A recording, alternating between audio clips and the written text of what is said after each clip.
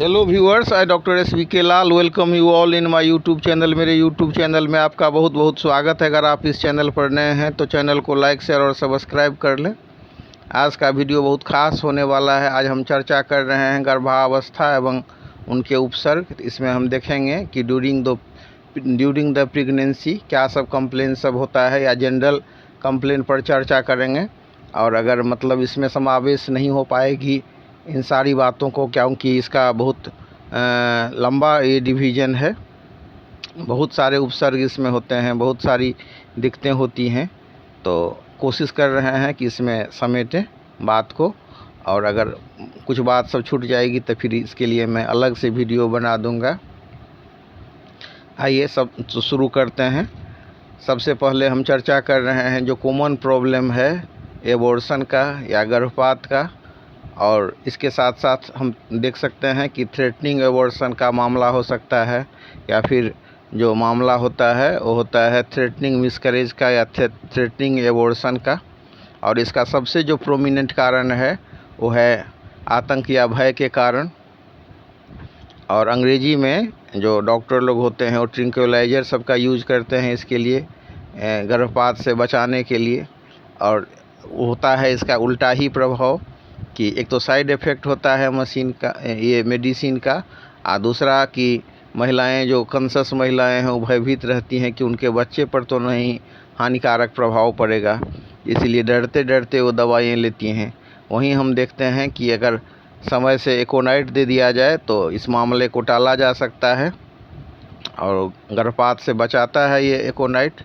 अब कुछ सिम्टम्स पर गौर करना बहुत ज़रूरी होता है। जैसे एकोनाइट में मृत्यु भय का सिम्टम्स हो सकता है, घबराहट बेचैनी हो सकती है, या ऐसा भय होता है कि वो बच्चे को कैसे जन्म देगी, इस तरह की भावना आती है। खास करके जो पहले बार प्रेग्नेंट होती है उसमें ये मामला ज़्यादा देखने को मिलता है। तो बहुत ही फ़ायदेमंद है एकोनाइट का प्रयोग। अगर मतलब सिम्टम्स के हिसाब से हम एक खुराक एकोनाइट 200 पावर में, जब ये फीलिंग हो, जब ये ऐसा मतलब अपीयरेंस हो, इस तरह का भय उत्पन्न हो जाए प्रेग्नेंट लेडी में, तो एकोनाइट 200 पावर में 1 से 2 खुराक देने पर भय भी ख़त्म हो जाता है और गर्भपात को भी ये टाल सकता है।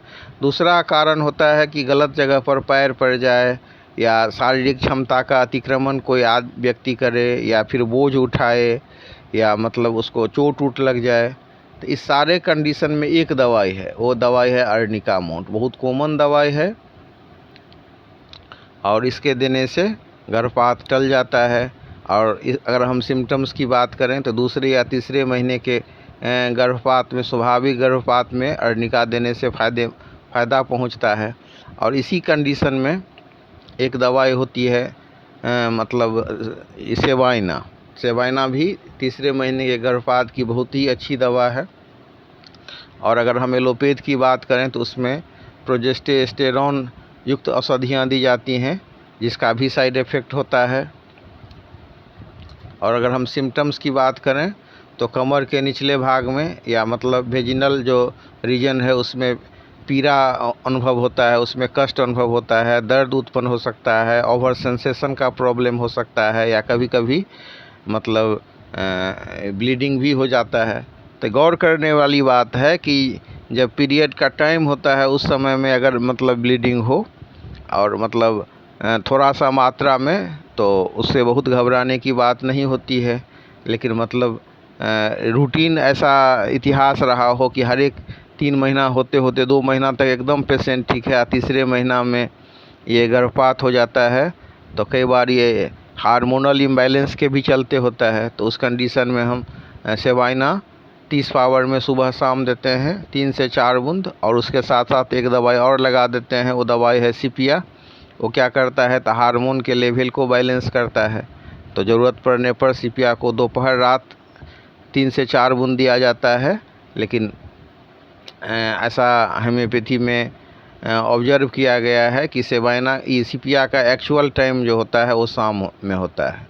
तो ज़रूरत पड़ने ही पर दोपहर रात दें, अन्यथा सिपिया 30 पावर में शाम को एक खुराक 1 सप्ताह तक देने से ये जो स्वाभाविक गर्भपात की टेंडेंसी होती है वो समाप्त हो जाती है।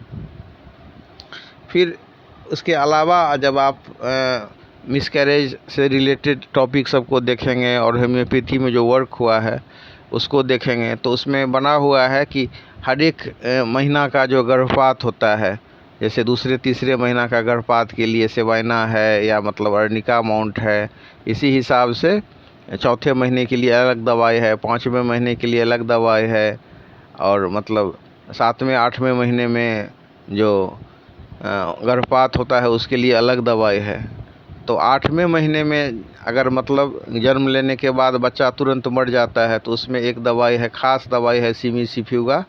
तो सिमिसिफ्यूगा के बारे में कहा जाता है कि मृत बत्सा दोष, यानी कि मतलब बच्चा के जन्म लेने के बाद उसका देहांत हो जाने की स्थिति होती है, तो उसमें अगर सिमिसिफ्यूगा दिया जाए तो बहुत ही अधिक फ़ायदा पहुंचाता है ये। फिर मेरा अपना एक निजी अनुभव है वाइबर्नम ओपुलस प्रूनी। वाइबर्नम में आप देखेंगे कि वाइबर्नम ओपुलस होता है, एक होता है वाइबर्नम ओपुलस प्रूनी। तो ये थ्रेटनिंग जो एबॉर्शन है, जिसमें कि ये फीलिंग होता है कि एबॉर्शन हो जाएगा, तो 5वें 6ठे महीने में भी और उसके 7वें महीने में भी और चौथे महीने में भी कई बार वाइबर्नम ओपुलस प्रूनी 7 से 8 बूंद अगर हम हर दिन में 2 से 3 बार दें तो दर्द भी आराम हो जाता है और मिसकैरेज को ये टाल भी देता है। फिर 5वें से 7वें महीने में अगर गर्भपात की स्थिति हो तो उसमें दवाई है सीपिया। सीपिया को शाम में देना चाहिए 30 पावर में, या ज़रूरत पड़ने पर आप दोपहर रात भी इसको दे सकते हैं। और अगर मतलब जो सब्सिडियरी जो सिम्टम्स की बात करें तो उसमें ल्यूकोडियल डिस्चार्ज हो सकता है, या मतलब कंस्टिपेशन की भी शिकायत हो सकती है। और अगर हम देखते हैं तो उसमें चर्चा किया गया है कई दवाइयों का, जैसे मतलब कोलोफाइलम है, या मतलब जेलसीमियम है, या फिर मतलब वाइबर्नम ओपुलस है, सिमिसिफ्यूगा है। तो लक्षण के हिसाब से अगर हम ये दवाई देते हैं तो बहुत अधिक फ़ायदा होता है। फिर होता है कि during the pregnancy urinary infection सब भी की शिकायत हो जाती है, तो अंग्रेजी में इसके लिए एंटीबायोटिक दी जाती है। और अगर एंटीबायोटिक को देने में सतर्कता नहीं बरती गई तो इससे भी डर रहता है कि मतलब जो एम्ब्रियो है, भ्रूण है, उसको नुकसान पहुंच सकता है।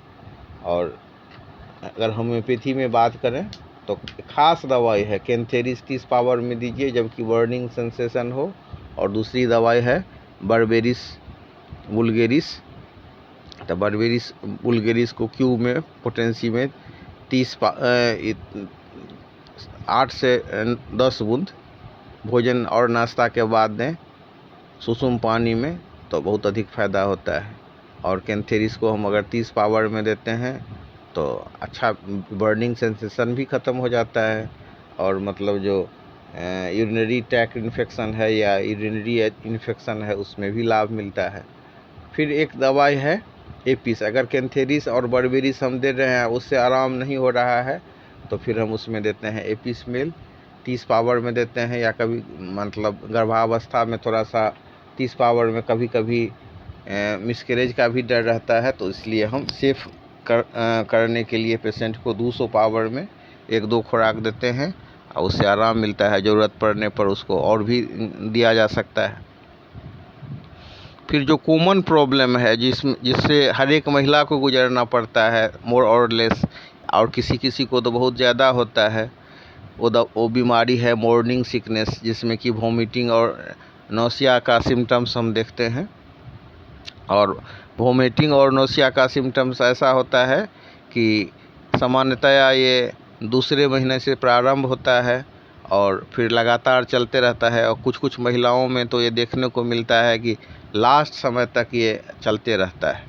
तो उस कंडीशन में हम दवाई देते हैं। एक ख़ास दवाई है सिम्फोरी कॉर्पस। प्रेगनेंसी के समय में जो मतलब वॉमिटिंग टेंडेंसी हो या मतलब मॉर्निंग सिकनेस के नाम से जिसको हम जानते हैं मेडिकली, जो टर्म है मॉर्निंग सिकनेस, तो मॉर्निंग सिकनेस का तात्पर्य होता है कि मतलब वॉमिटिंग टेंडेंसी, तो उसमें हठी किस्म का जो मतली हो तो उसके लिए सिम्फोरी कॉर्पस देते हैं। और दूसरी दवाई से भी फ़ायदा होता है, जैसे इपिकाक भोजन के प्रति अरुचि हो तो इपिकाक देने से फ़ायदा होता है। फिर इसमें दवाई दिया जाता है नक्स वोमिका और एंटीम क्रूडम भी। तो एंटीम क्रूडम के बारे में जीभ देख लेना चाहिए, और जीभ पर अगर वाइट डिपॉजिट हो तो एंटीम क्रूडम का प्रयोग हम 30 पावर में कर सकते हैं सुबह शाम, और उसके साथ साथ नक्स वोमिका भी जोड़ देते हैं। तो दवाई का जो मतलब साइड इफ़ेक्ट भी नहीं होता है, और उसको हम दोहरा भी सकते हैं। तो इस कंडीशन में नक्स वोमिका को खाली पेट में नहीं लेना चाहिए। तो भोजन और नाश्ता के बाद नक्स वोमिका देते हैं 30 पावर में, और एंटीम क्रूडम को 30 पावर में सुबह शाम देते हैं, तो बहुत अच्छा रिजल्ट मिलता है। इसके अलावा इपिकॉक का चर्चा है, और एक मेडिसिन है कोलचिकम का। तो कोलचिकम के मामले में देखते हैं कि भोज्य पदार्थ के गंध से जो है सो मतली होती है। अभी पेशेंट ठीक था, और जब ये उसको भोज्य पदार्थ का गंध लगा कि उसका जी मतलाने लगा, उसको उल्टी होने लगी, तो इस कंडीशन में देते हैं हम कोलचिकम। तो इस तरह से मॉर्निंग सिकनेस का बहुत बढ़िया से इलाज किया जा सकता है। इसके अलावा भी कुछ दवाइयाँ हैं, जैसे मतलब इपिकॉक के अलावा कभी कभी बासी खाना या फूड पॉइजनिंग सब का मामला हो, और खाना खाने के तुरंत बाद वोमिटिंग हो, घबराहट बेचैनी हो, और घूंट घूंट पानी पीने की टेंडेंसी हो, तो उस कंडीशन में आर्सेनिक एल्बम 30 पावर में देते हैं, जिसमें कि गर्म चाय से या कॉफ़ी से राहत मिलती है। तो आर्सेनिक एल्बम बहुत अच्छी दवा है मॉर्निंग सिकनेस के लिए। इसके अलावा भी दवाई है, फॉस्फोरस है, कोकुलस है, लेकिन इसका उतना उपयोग नहीं है। और मेरे अनुभव में मोस्ट ऑफ द केसेज में सिम्फोडिकॉर्पस से फ़ायदा मिल जाता है ड्यूरिंग द प्रेगनेंसी वाला जो मॉर्निंग सिकनेस होता है, इसमें बहुत अधिक काम करता है ये। इसके अलावा हम देख सकते हैं कुछ होम रेमेडी सब भी है, जैसे मतलब अदरक, लौंग, चीनी और शहद का रस मिला कर के लेने से फ़ायदा होता है। फिर हम देखते हैं कि मतलब कई केस में ये सीरियस कंडीशन हो जाता है, तो उसको हम बोलते हैं हाइपरमेसिस ग्रेविडेरम। तो इसमें क्या होता है कि इलेक्ट्रोलाइट की कमी हो जाती है, या मतलब मिनरल्स की शरीर में कमी हो जाती है, तो उसके कंडीशन में ये मेडिकली इमरजेंसी जैसा हो जाता है, तो फिर उसमें हॉस्पिटलाइजेशन की आवश्यकता होती है और स्लाइनिंग सब कर दिया जाता है। लेकिन अगर आप होम्योपैथी दवाई का यूज कर रहे होते हैं तो न एंटीबायोटिक देने की नौबत आती है, न फिर स्लाइनिंग की नौबत आती है। हाँ, बीपी ऊपी देख करके आप बीच बीच में अगर ज़रूरत पड़ने पर ये ORS सब का दे सकते हैं।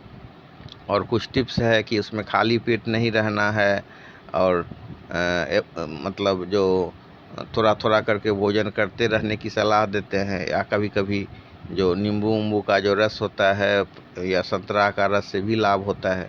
लेकिन कुछ कंडीशन में संतरा के रस से मतलब भयंकर एलर्जी जैसी हो जाती है या गैस हो जाता है, तो इस पर विचार करने की आवश्यकता होती है। फिर नक्सवोम का भी मॉर्निंग सिकनेस में दिया जाता है, तो उल्टी करने के बाद आराम मिल जाता है और सुबह में ज़्यादा होता है और पैखाना की हाजत ज़्यादा होती है, उसमें हम नक्सवोम का 30 देते हैं। और नक्सवोम का 30 को मज़े की बात है कि एंटीम क्रूडम के साथ देने पर बहुत अच्छा रिजल्ट आता है। और जो इपिकाक जो जनरल मतलब मतली के लिए दवाई है, तो इसमें पेट लटकने की अनुभूति होती है, कांस्टेंट फीलिंग ऑफ नौसिया रहता है, या हाईली रिकमेंडेड मेडिसिन में से एक है। तो कांस्टेंट डिजायर रहता है, कांस्टेंट डिजायर टू वोमिट, और इसमें हम हेडेक भी देख सकते हैं। और सिपिया में भी कोलचिकम जैसा लक्षण देखने को मिल सकता है कि खाना देखते ही मतलब उल्टी हो जाना, या खाना के गंध से उल्टी हो जाना। तो इस तरह के दवा से हम बहुत अधिक लाभ प्राप्त कर सकते हैं।